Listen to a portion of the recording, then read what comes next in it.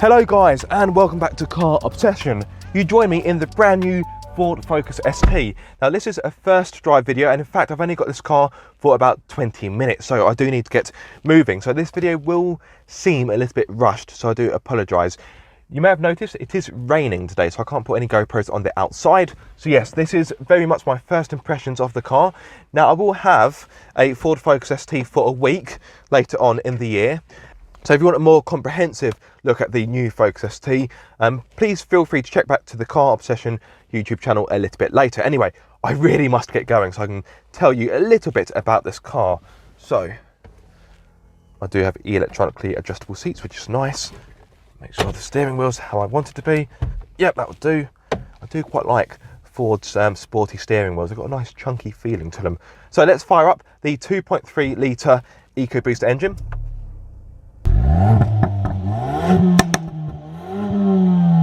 Already the car feels really meaty, it feels really brawny. So under the bonnet we have a 2.3 litre EcoBoost engine, the same engine used in the outgoing Focus RS, only this of course isn't quite as fast, but it's still not what you'd call slow. So the old Focus ST, the petrol version I'm talking about, that offered 250 horsepower with 360 Newton meters of torque. And I'm sure you'll agree that is plenty. However, the new car has even more. So, at my disposal, I have 280 horsepower and 420 Newton meters of torque. Yes, this car is pretty rapid. So, in regard to 0 to 62 times, the old car would do that speed in 6.3 seconds, whereas the new car has cut that down to just 5.7 seconds. Fantastic stuff. Now, this car is still front-wheel drive, but for a first on a fast Ford, a front-wheel drive fast Ford, I now have an electronically limited slip differential. So that should give you better grip in the corners and more specifically a bit more grip on days like today. The responsiveness of the engine is fantastic.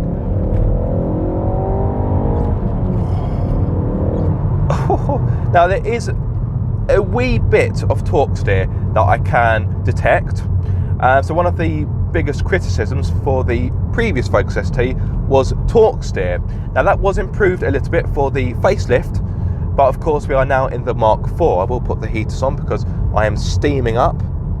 So apologies if there's going to be noise from the fans, but it isn't a very nice day, so the fans will be required.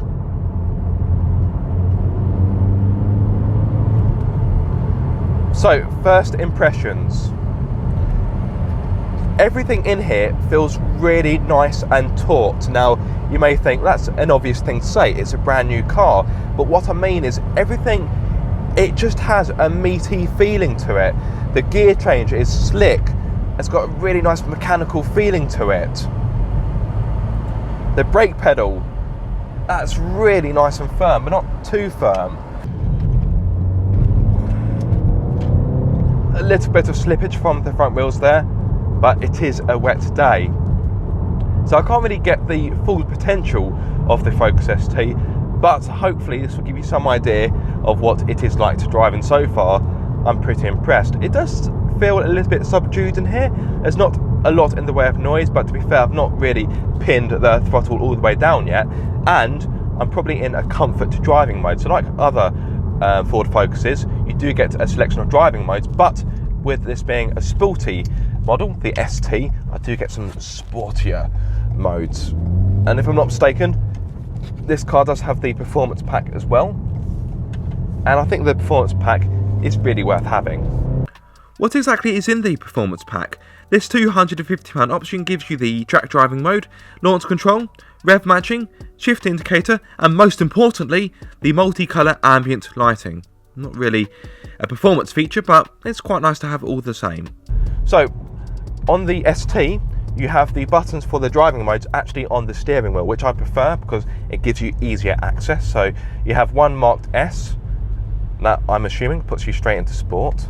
So the driving modes you have, you've got slippery, which on a day like today is probably the one to have, normal, sport, or racetrack. It does say racetrack use only, and let's face it, these are not the right conditions, so I'm going to slip it down into sport. It's got a nice bellow to it. Oh, now in sport mode, you can definitely hear the engine and the exhaust a little bit more. Now, yes, it does have a sound imposer, so it is feeding some of the engine noise into the cabin, which some of you may not like, but to be honest, I don't mind it. Now, for the manual gearbox, I have automatic Rev Matching, which I do like. Yep, that works pretty well. So you get a similar feature on the Honda Civic Type R. But of course, I'm sure there's probably a way you can turn it off if you'd rather do it yourself. As you would expect, the steering becomes heavier in sport mode, and it's got a really nice chunkiness to it. I like that. Feels manly. And even in sport mode, the ride isn't too bad. Yes, it is a little bit jiggly, but compared to, let's say, a Renault Megane RS, where if you get the trophy version, it feels like your teeth are about to fall out when you go over imperfections in the road. The Focus, it still feels quite civilized. I definitely think this will be a very good hot hatch to use every day. This isn't just confined to racetracks or the right kind of B road. However, there is a little bit of a problem. The previous Ford Focus ST, that started from around £26,000. The new one, if you go for the petrol version, which, let's be honest, is the one you probably want, this starts at £31,995. Now, for me, that is a fair amount of money for a fast Ford. In my eyes, fast Fords are about offering performance at an affordable price for the working man. I don't think there's going to be too many people that are going to want to shell out for this car. Now, you can get the diesel version if you are that way inclined, and that is just below £30,000. So that is cheaper, of course, but come on, let's be honest, you're more likely to want the petrol. Now, the way how Ford has structured the range for the new Focus ST is very streamlined. The previous Focus you could have in the following trim levels. You had ST1, which pretty much no one bought, ST2 or ST3, and as you can imagine, the goodies on offer, they increased with each trim level. However, for the new Focus ST, there is just one trim level, it's just Focus ST. So although you're paying more money, you do get a lot more standard, whether you want it or not. At this point you may ask, well, what is included? Quite a lot.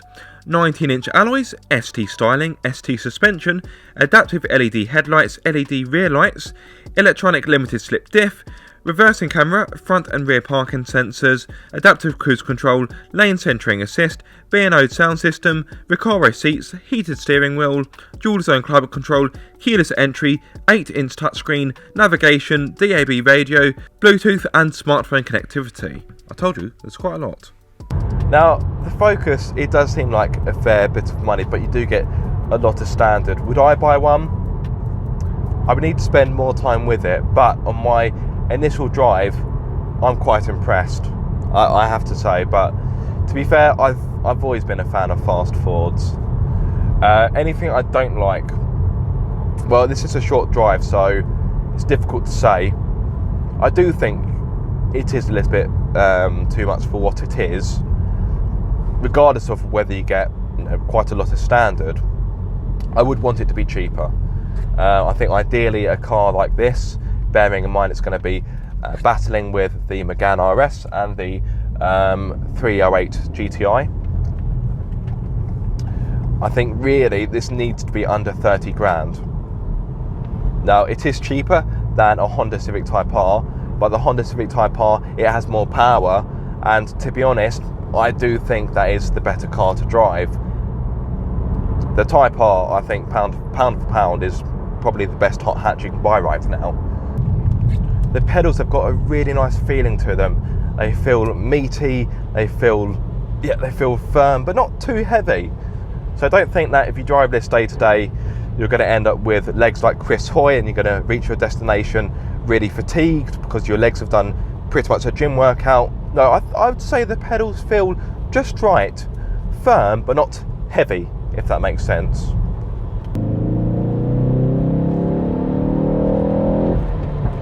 Oh, a little pop from the exhaust there. One thing I haven't mentioned is the new Focus ST has an anti-lag system, which has been filtered down from the Ford GT no less. Anti-lag, you say? Yes, that's right, the new Focus ST has anti-lag. I'm far from an engineering expert, so I'll keep things simple. Basically, the car is able to keep the throttle open even when you lift off, which keeps the turbo spinning. This means you always have the boost available when you need it, and you get no, well, lag. Refinement, it has to be said, I know it's quite a boring topic, but it's pretty good, it's impressive, it's better than I was expecting. So, could this rival a Golf GTI for refinement? You know what, I think it could. There's not much road noise, wind noise is pretty good as well, and you do feel quite cocooned in here. So it is time to wrap up my very brief drive in the new Ford Focus ST. Like I said, these are really my initial impressions, but my first impressions are good and I can't wait to spend more time with this car. So I have a petrol estate coming in October, I believe, to review.